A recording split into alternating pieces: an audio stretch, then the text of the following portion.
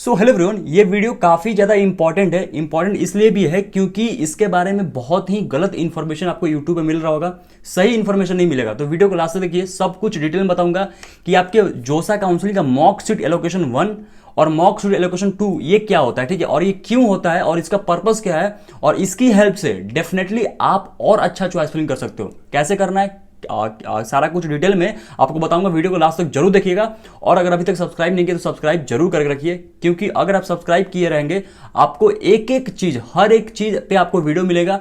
कैसे काउंसलिंग करना है, बाकी चीजें क्या होता है, टेक्निकल चीजें जो आपको समझना चाहिए, वो सब चीज कैसे क्या होता है, सब कुछ आपको वीडियो के थ्रू बताया जाएगा।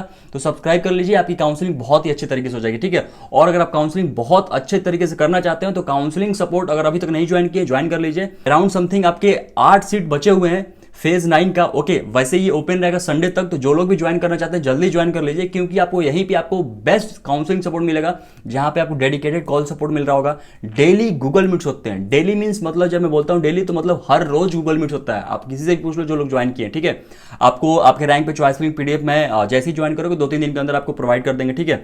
और सारे डाउट्स कवर किए जाएंगे, डॉक्यूमेंटेशन में प्रॉपर हेल्प मिलेगा, स्टेप बाय स्टेप सब कुछ गाइडेंस मिलेगा, ठीक है। तो जरूर ज्वाइन करिए ताकि आपके काउंसलिंग बहुत अच्छे तरीके से हो, क्योंकि बाद में जे एडवांस के बाद इसका प्राइस जो है 1500 हो जाएगा। सो उससे पहले आप ज्वाइन कर लीजिए। अब बात करते हैं मॉक सीट एलोकेशन 1 और मॉक सीट एलोकेशन 2 ये क्या होता है। देखो, जब भी आप जो सा काउंसलिंग स्टार्ट होगा 3 जून से, तो उस टाइम ही आपका रजिस्ट्रेशन और चॉइस फिलिंग दोनों साइमल्टेनियसली स्टार्ट हो जाएगा, ठीक है।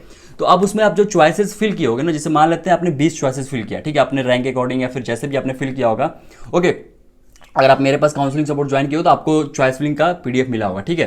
तो अब जब आप चॉइस फिलिंग करोगे, अब उसमें क्या होता है ना कि मॉक सीट एलोकेशन एक मतलब कि चॉइस फिलिंग करने के बाद मॉक सीट एलोकेशन होता है राउंड 1, मॉक सीट एलोकेशन होता है, और मॉक सीट एलोकेशन 1 होता है और मॉक सीट एलोकेशन 2 होता है। बेसिकली ये मॉक सीट एलोकेशन का मतलब क्या होता है, जैसे आप एग्जाम देने जाते हो, ठीक है, जे एडवांस का या फिर जेईई मेन का, तो उससे पहले आप मॉक टेस्ट देते हो ना, वही ये भी है, ठीक है, कि आपके मॉक टेस्ट में कितने नंबर आ रहे हैं, वही कहीं ना कहीं आसपास रिफ्लेक्शन होता है आपके रियल एग्जाम में।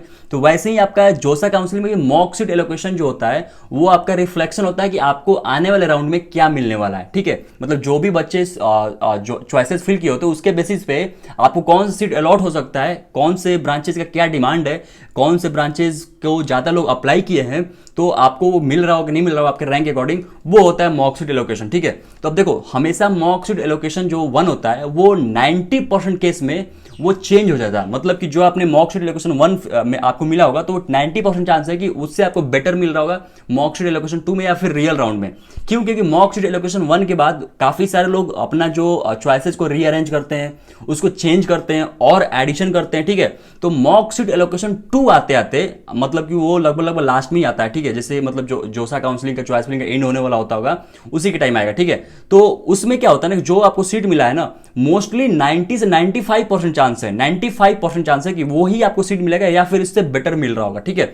और ये जो मॉक सीट एलोकेशन 1-2 में जो आपको सीट मिलते हैं, ये बेसिकली आप कह लो कि राउंड 1 में क्या सीट आपको मिल रहा होगा वही होता है, ठीक है। अब बहुत सारे लोगों को डाउट होता है कि भैया क्या राउंड 6 वाला हमको ये मिलता है या फिर राउंड 5 वाला ये मिलता है या फिर राउंड 1 वाला। देखो भाई, राउंड 5 आते आते बहुत सारे लोगों का सीट कैंसिल होगा, बहुत सारे लोगों का सीट वैकेंट होगा, तो वहां पे जैसे ही आपका स्पेस खाली होता जाएगा वैसे ही आपका अपग्रेड होता जाएगा, ठीक है। तो ये स्टार्टिंग के अर्ली राउंड का होता है, ठीक है। जैसे जैसे आप राउंड बीतता जाएगा वैसे वैसे सीट आपका अपग्रेड होता जाएगा।